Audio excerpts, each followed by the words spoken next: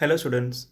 In this topic, let us discuss about the software requirement engineering. So overall, we will be discussing about what is requirement engineering, what is the need of requirement in software engineering. Agenda. The agenda consists of an introduction, activities. The activities contain elicitation, analysis, specification, validation, management, and a specification example. Software requirement. Once the domain analysis is done, it is time to specify the system boundaries. Often the domain model is reused by as requirements. So the clients wants to keep their business as is.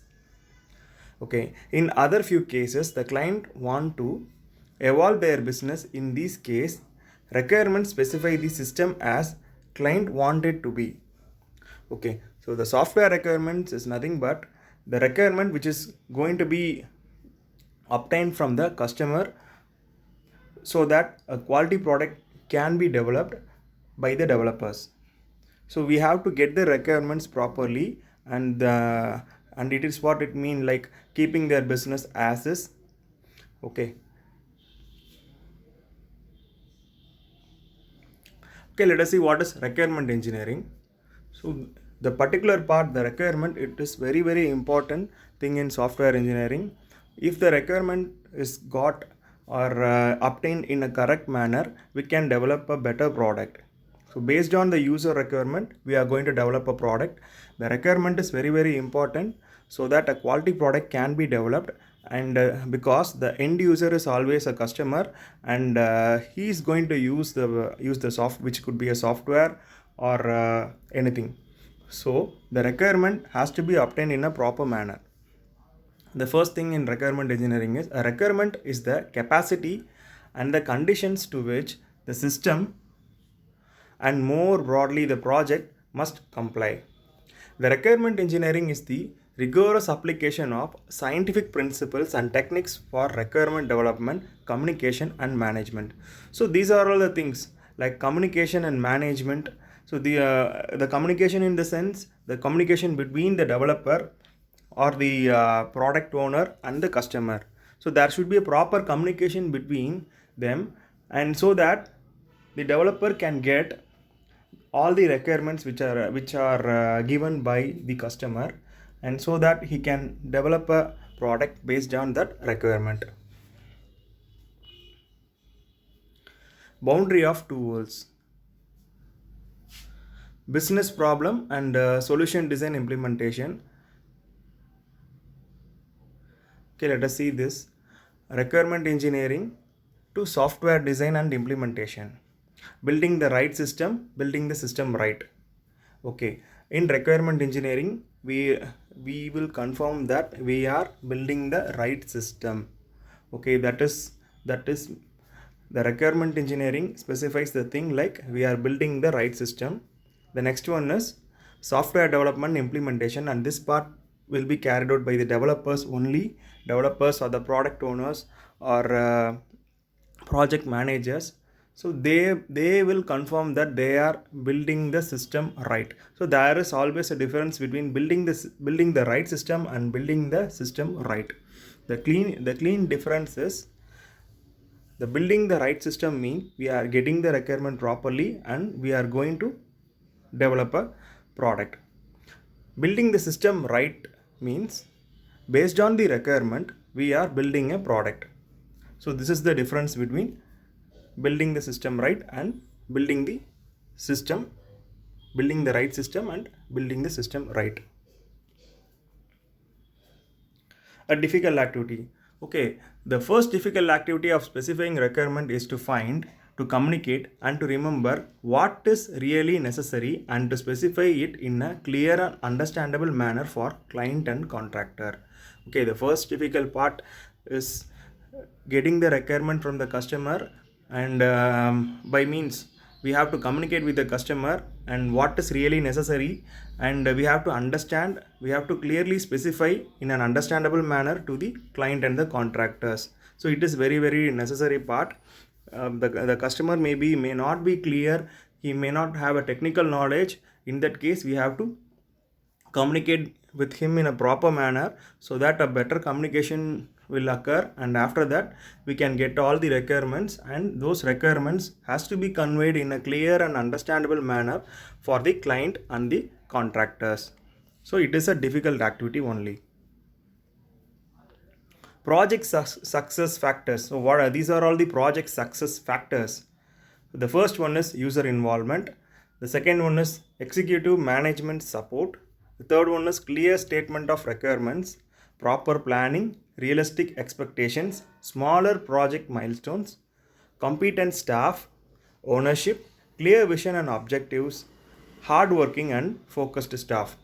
Okay, these are all the project success factors. The first one is user involvement. The user has to be more should have more involvement about the product, in the product.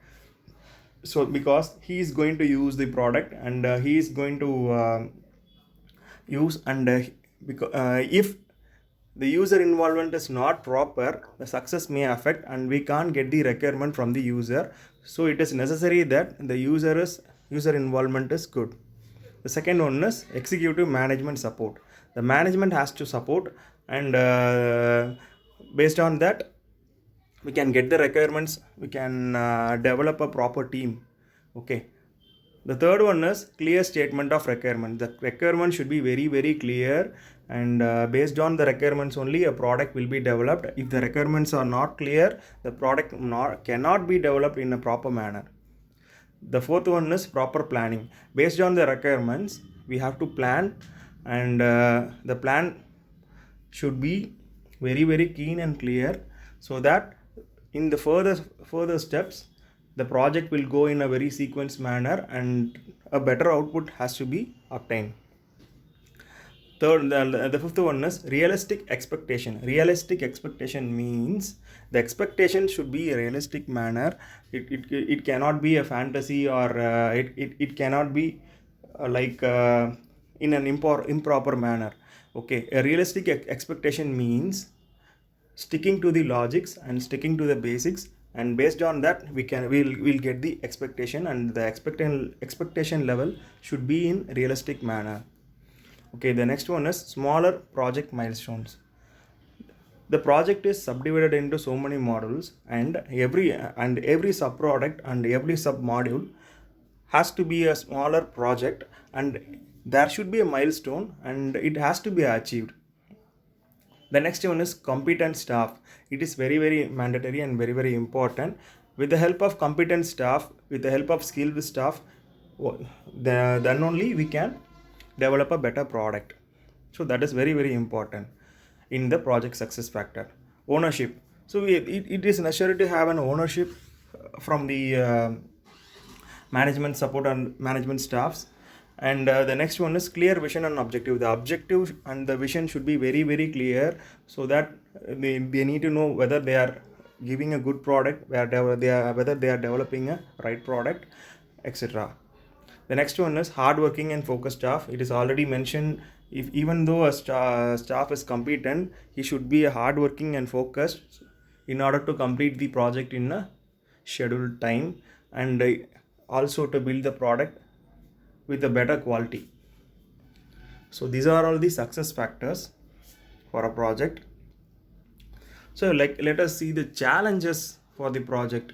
So project challenge factors: lack of user input, lack of resources, incomplete requirements and specification, changing requirements and specification, lack of executive support, technology incompetence, unrealistic expectations, unclear objectives, unrealistic time frames, and new technology. So these are all the challenging factors, kind of like user input. So the user input is nothing but the requirement. So if the user is not giving his requirement properly, then a project cannot be proceeded in a better manner. Lack of resources. So this is very important. If a project has to be developed in a better manner, or to develop a better product, there should be a proper resources like system resources, competent staffs, etc. So the resources has to be good to develop a project. The next one is incomplete requirement and specification. The requirements should not be incomplete, and it has to be in a complete manner. Then only and the requirement, based on the requirement, a product can be developed.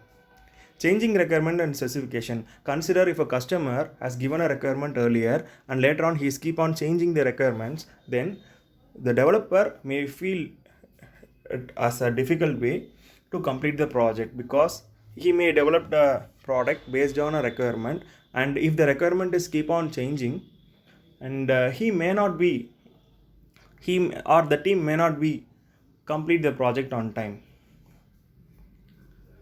The next one is technology incompetence. There are new technologies, or technology is growing each and every day. They have to compete with the technology. So that's the thing. The next one is unrealistic expectation. The user requirement may be unrealistic and their expectation may be huge, but we have to explain the customer which is possible, which is not possible.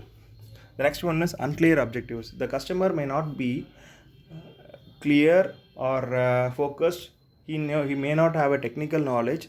In that way, his objective may not be clear, or some ways if the requirement is not clear, the objective may not be clear.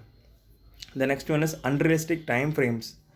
The customer may force the team to complete the project in a very short time, but it cannot be do it in that manner based on the quality or staffs or resources. So that is called unrealistic time frames. The next one is new technology. There are new technologies in software. Upcoming technologies and new technologies are very trending nowadays, and the customer has to know about the new technology, means what are the possible things, and the team has to adapt to the new technologies. So both are important.